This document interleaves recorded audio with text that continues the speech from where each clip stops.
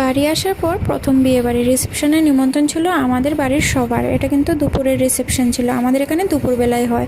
আর আমাদের এখানে রিসেপশনে কখনো বা বিয়েবাড়িতে কখনো কোনো স্টার্টার থাকে না, ডাইরেক্ট মেন কোর্সই হয়। তো মেন কোর্সে ছিল প্রথম ডাল আর বেগুনি আর সাদা ভাত।